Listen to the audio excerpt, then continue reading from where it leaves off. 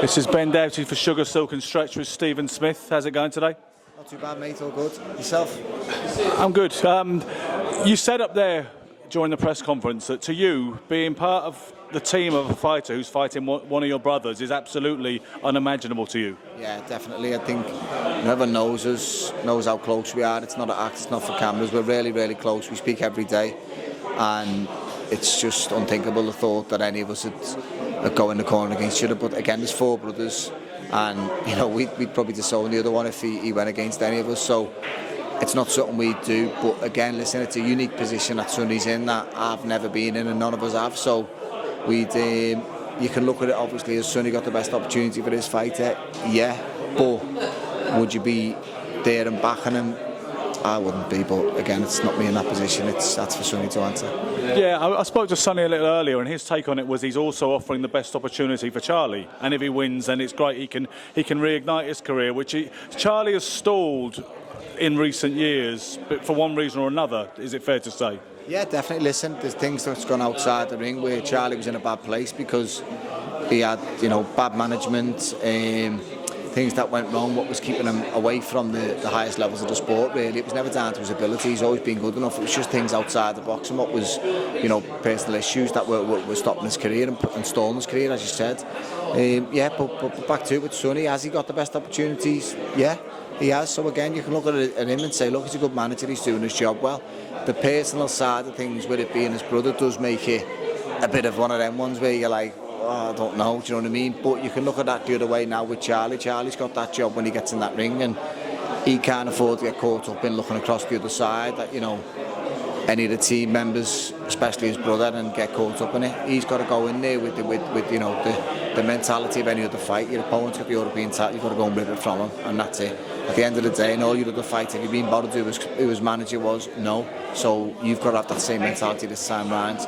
Forget about the manager, forget about your brother for this night, and get in there, do a job, rip the title from the champion, and move on as the new European champion. Charlie's had a few different trainers in recent years. Grant Smith, Joe Gallagher, didn't seem like it worked out. I get the impression he's really happy with the chemistry and the kind of bond he has with you, and he thinks it's working really well. Yeah, do you know what? He's a happy fighter, a dangerous fighter, as they say, without sounding cheesy. I just think he's in a really good place, and I think we've got very similar mentalities. I think when I was fighting myself, I was very similar in my mentalities. I left no stone unturned. I've done everything possible to be in the best shape I can be, and I see that every day with Charlie. Still looking in good shape today? Yeah, I'm getting there. No, I think I've always been that way. I've just always been my mentality's been, if you're going to do it properly, and I only ask my fighters for the best, and I'll give the best back. And I've never had a day where I haven't got that from Charlie. I think you can just see he's just a consummate professional. He turns up, everything he does in the gym, he does it properly, and even with his nutrition and things outside the gym, his preparation is really top. So all I can do is give everything back, and I believe I'm doing that. I believe my own boxing brain, my own tactical approach to things, I'm giving him, everything possible to be in there in the best shape possible. And I think we're going to see that come the weigh-in tomorrow and the fight on Friday. You'll see the preparation he's put in, you'll see the performance. How do you feel when you walk to the ring with a fighter as a coach, as opposed to the way you used to feel when you were the main man in the spotlight? It's different. It's not the same. No, still? Yeah, but yeah, it's what I didn't expect. I thought once I'd finished my career, I was down like everyone. It was a massive void that couldn't be filled. But This is the nearest you can get, and it's not the same as fighting, but it's near as you can get. And I didn't realise until I was in there in the bond I've got me fighters that you still get the butterflies, you still get the nerves, and you do care, and you want the best for them. But that just drives me to do the best job I can. If my fighter ever gets in there and something happens in the fight what I didn't cover tactically, then it'd never leave me. So I've got to make sure that no stone's left unturned from my side too, and I've done that. I've covered it, as I say, I've covered every version of Thomas Assomba. I've covered the best version of Thomas Assomba. I've covered the old version, the orthodox version, the southpaw version, everything Thomas can possibly bring. We've covered it in the gym, and we've made sure that Charlie is 100% prepared, and the best Thomas Assomba turns up, Charlie beats him anyway. I think that's what it comes down to at a certain championship level, doesn't it?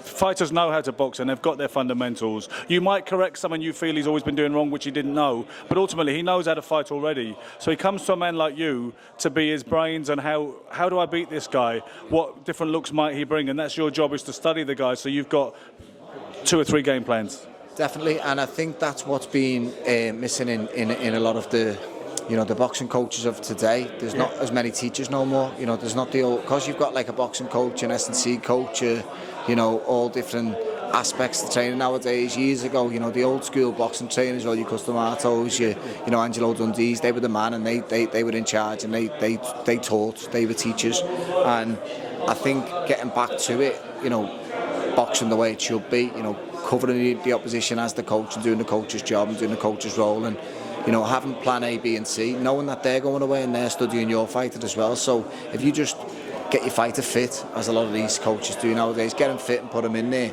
and he's tactically studied and he's come in with a different game plan, then what your fighter's got to work it out himself. You're no good to him then.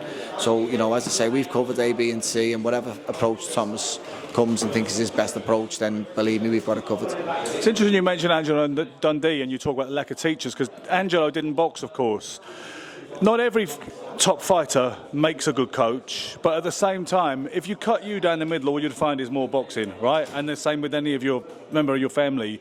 So I saw a quote from Shakur Stevenson today when he said, these days, a lot of guys, they come in, they just get some fighters who are already made, and they just sound intelligent, they try to sound like they know what they're talking about, and they're away. A lot of chances, right? Yeah, definitely, and you can see them, but, when you're boxing, you're around them, you see it. They use big words and think that like it makes them look knowledgeable about boxing, but ultimately when you spend enough time around him, you see it and you think he hasn't got a clue. Do you know what I mean? And you can hear sometimes with advice given in the corner as well. That's good, where we've got the footage we've got now, and you see it and you think, I'm not sure he's given the right advice there. I'm not sure whether he actually knows what he's doing and what he's talking about. But I do, again, I've used Angelo Dundee a lot in examples in terms of, do you have to fight to be a good coach? He's proved that you don't. There's another top coach as well who wasn't. Ray Arcel. Yeah. So, can you do it? Yeah, you can. But ultimately, having fought, having that experience does help you as a coach, does help you when your fighter gets caught on the bell, because you've been there and done it, that he will recover and you tell him how to recover. So, experience helps. Can you be a top coach without it? Yeah, of course you can, but I do believe you've got to put a lot more time in. You've got to gain the experience in the corner. You've got to go through them situations with fighters to know, look, well, last time my fighter got caught on the bell, he done this and he recovered well. So then you've got experience still in that situation because you've gained it as a cornerman. So I think you can still be a top coach, being proven in Angelo Dundee and others, but he definitely done the miles in the corner. He put his time in, he put the effort in the gym and in the ring and in the corner, and he reached the top by doing it. Well, Stephen Smith, I first saw you when you won the ABAs in 2006. I think it was at Wembley Conference Centre. I'm delighted to finally have a boxing conversation with you, and I wish you the best of luck on Friday night. Thanks a lot, mate. And I actually won them the next year in York Hall as well. My second time, the second ABA title I got in York Hall, so it's ironic that I'm back here now, which is good. Thanks a lot, mate. Thank you for your time.